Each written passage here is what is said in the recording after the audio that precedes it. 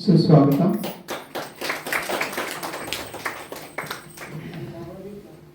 ఇక్కడ ముఖ్యంగా ఈరోజు ఈ కార్యక్రమం జరుపుకునే విశేషం ఏమంటే విశ్వవ్యాప్తంగా కూడా అంటే దేశవ్యాప్తంగా పంటను ఎలా పండించాలి, ఆ పంట ఎలా మనకు సహకరిస్తుంది అనేది దీనిపైన మనకు ట్రైనింగ్ ఉంటుంది. మీరు ఆ ట్రైనింగ్ వెళ్ళి వచ్చిన తర్వాత లేదా ట్రైనింగ్ హైదరాబాద్లో కూడా ఇస్తారు, కూడా మనకి ట్రైనింగ్ జరుగుతూ ఉంటుంది. అయితే 23 నుంచి 29కి మా ఇక్కడ ఎక్కడైతే ఈ ఓం శాంతి సెంటర్స్ ఉన్నాయో ఆ సెంటర్లలో అందరికీ కూడా సర్పంచ్లకి లేదా రైతులకి ధాన్యం పండించే రైతులు ఎవరైతే ఉంటారో ఆ రైతులందరికీ కూడా ట్రైనింగ్ ఇవ్వడం జరుగుతుంది. కావున మీరు ఇంట్రెస్ట్ ఉండి అంటే ఎలాంటి రసాయన ఎరువులతో కాకుండా పాత పద్ధతిలో సేంద్రియ ఎరువులతో ఆర్గానిక్ పరంగా ఆడుకున్న వాళ్ళు మీరు కాకుండా ఇంకెవరైనా రైతన్నలు దీంట్లో ఉత్సాహం ఉన్న వాళ్ళ యొక్క పేర్లు మీరు ఇచ్చినట్టయితే మా అందరికీ కలిసి మనం ఒక ట్రైనింగ్ లాగా ఏర్పాటు చేద్దాం ఇక్కడ ఈ సెంటర్లోనే. కాబట్టి మీరు కాకుండా ఇతరులను కూడా మీరు ఇన్వాల్వ్ చేయండి ఆర్గానిక్ పంట పండించడానికి.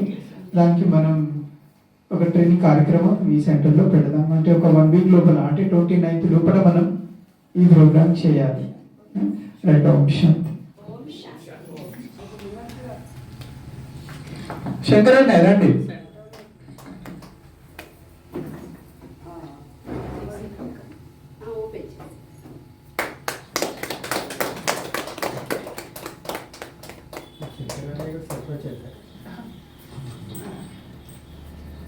ఇట్లా నా ఇంట్లోకి వచ్చిందా అది అంత పక్కన గుట్టింపల్లి, ఇది వెంకటాపురము, ఇంకా ఇవి 3 ఊళ్ళు ఉన్నాయి.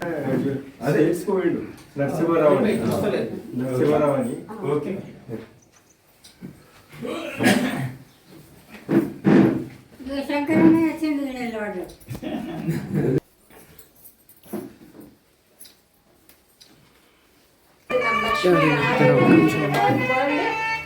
One God, one family.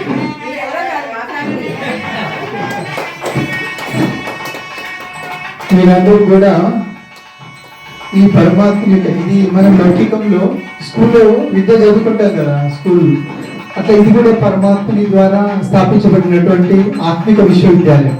ఇంట్లో భగవంతుడు స్వయంగా చదివిస్తున్నారు. సో ఆ చదువులో కూడా మీరు భాగస్వాములు అవుతారని, ఈ చదువు కూడా మీరు చదువుకుంటారని ఆశిస్తున్నాం. ఎందుకంటే ఇప్పుడు మనం లౌకిక పరంగా కూడా చూస్తే వినాశనానికి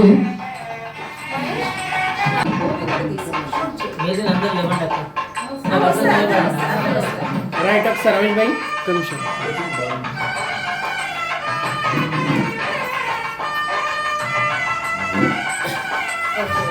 2 minutes.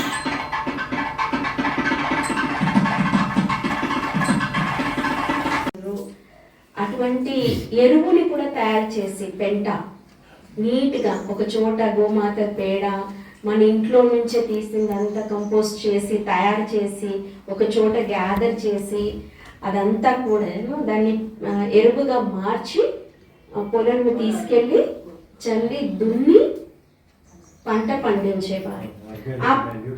ఆర్గానిక్. అప్పుడు ఎంత క్వాలిటీగా గింజలు వచ్చేది, ధాన్యం కూడా అంత క్వాలిటీగా వచ్చేది మనకు. అది తిన్నా కూడా స్ట్రాంగ్గా ఉండేవారు. ఎనుకటోళ్ళు గట్టిగా అంటే గట్టిగా ఎట్లున్నారు. ఇప్పుడు ఇంకా వెరైటీ ఫుడ్ ఉంది కదా పాపం. అప్పుడు వాళ్ళకి ఈ పిజ్జాలు బర్గర్లు బ్రెడ్లు ఇవన్నీ లేవు. మరి ఇప్పుడు ఎన్ని వెరైటీల ఫుడ్ ఉన్నాయి, కానీ ఇప్పుడు బలం లేదు, అస్సలు బలం లేదు. కానీ ఒకప్పుడు వాళ్ళు తిన్నది అన్నము, గంజి, అంబలి ఇవే కదా తిన్నారు. పప్పులు, ఎండుమిర్చి, కారము, చింతపండు, పచ్చళ్ళు అయినా కూడా గట్టిగా ఉన్నారు. జొన్న రొట్టె, మక్క రొట్టె అట్లా తిని. ఎందుకంటే ఆ ధాన్యంలో శక్తి ఉంది, ఆ ధాన్యంలో క్వాలిటీ ఉంది. అందుకని తినడం వల్ల కూడా మనిషికి శరీరానికి శక్తి వచ్చింది, రోగ నిరోధక శక్తి పెరిగింది, రోగాలు తగ్గింది. ఇప్పుడున్న హాస్పిటల్స్ అప్పుడు ఉన్నారు, ఊరికి ఒక్కటి కూడా లేదు అప్పుడు హాస్పిటల్స్ లేదు. ఇన్ని కడుపు నిండా తిందామంటే డైజెషన్ కాదు, ఎంత ఆలోచిస్తున్నారు కదా తినేందుకు కూడా. అయ్యో ఇది తింటే ఒకవేళ మనం మర్చిపోయి తింటే కూడా ఇంట్లో గుర్తు చేస్తారు. మళ్ళీ ఏం నేర్పుతుందంటే యోగిక్ ఖేత్ అంటే ధ్యానంతో పాడి పంటలు ఎలా పండించాలి, ఆర్గానిక్ ఎట్లా తయారు చేయాలి, ఎట్లా దానిలో చల్లాలి, ప్రకృతితో ఎలా మాట్లాడాలి, ధాన్యాన్ని ఎలా దానికి వైబ్రేషన్స్ ఇచ్చి శక్తులను ఇచ్చి పంటలో వేయాలి. ఎందుకంటే ప్రకృతి మన మాట వింటది, తప్పకుండా వింటది. మీరు ఏ చెట్టునైనా ప్రేమించండి, మీరు ఏమి ఎరువేయకపోయినా దాన్ని ప్రేమించండి, దాంతో మాట్లాడండి, అది మీకు అంత పాజిటివ్గా ఫలాలు ఇస్తుంది, పూలు ఇస్తుంది. మీరు దానికి నెగిటివ్ వైబ్రేషన్స్ ఇవ్వండి, అన్ని రసాయనాలు వేస్తే ఏమవుతుంది, అది ఎదుగుతుంది పెరుగుతుంది కానీ క్వాలిటీగా పంట ఇవ్వదు. ఒకవేళ ఇచ్చిన పాయిజనే కదా. అంటే యోగిక్ పరమాత్ముడి యొక్క దీవెనలతోని, పరమాత్ముడి యొక్క శుభ సంకల్పాలతోని పంటని పండించే విధి విధానము. ఎవరైతే వ్యవసాయం చేసే రైతు దాతలు ఉంటారు, రైతులు ఉంటారు అంటారు కదా, రైతే రారాజు. అసలు నిజానికి వాళ్ళే లేకపోతే ఈరోజు మనం హ్యాపీగా ఉన్నాం. డబ్బులైతే తినదు కదా, పండించే వాళ్ళు ఎవరో ఒకరు ఉండాలి.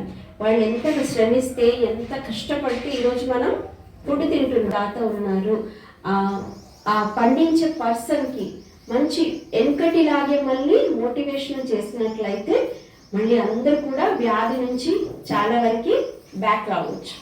ఇప్పుడు ఫుడ్ కంట్రోల్తో ఎట్లా అన్ని కంట్రోల్ పెట్టుకుంటున్నామో పండించే విధానంలో మార్పు వచ్చినట్లయితే ఆటోమేటిక్గా శరీరంలో కూడా మార్పు వస్తుంది. ఆ ఫుడ్తోనే కదా ఇప్పుడు చాలా వరకు షుగర్ రైస్ అని దొరుకుతున్నాయి.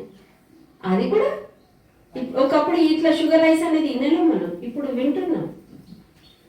అన్నీ ఇప్పుడు వెనకటిది కొడలు సామలు ఎప్పుడో విన్న పదాలు ఇప్పుడు అన్నీ మళ్ళీ పునరావృతం అవుతున్నాయి. మనిషి మంచిగా జీవించాలి, హెల్దీగా ఉండాలి అంటే హెల్త్ బాగుంటే ఆటోమేటిక్గా వెల్త్ వచ్చేస్తుంది, ధనం వస్తుంది. హెల్త్ బాగాలేకపోతే వెల్త్ ఖర్చు అవుతుంది కదా. ఆరోగ్యం బాగాలేదని ఇప్పుడు హాస్పిటల్లో వందలతో పని అవ్వట్లేదు, లక్షలతో. వెనకట జమానాలో నాడి చూసి వ్యాధి చెప్పేవారు, ఇప్పుడు రక్తం తీసి చెప్తున్నారు. మన లక్ష్యం ఉద్దేశం ఏంటి? స్వయాన్ని మార్చాలి, ప్రపంచాన్ని మార్చాలి. ఇది మన టార్గెట్. బ్రహ్మకుమారిస్తుంది, విశ్వమంతా వసుదైవ కుటుంబకం అవ్వాలి. అందుకు ఈరోజు బాబా చెప్పారు కదా, మన వంతు సహాయం చేయాలంటే నాలో మార్పు రావాలి, నేను మారాలి, నేను కొంత ఆలోచనలో మార్పు తెచ్చుకొని సమాజంలో మార్పు తీసుకొచ్చి ఫ్యామిలీలో తీసుకొచ్చి విశ్వాన్ని మార్చాలి.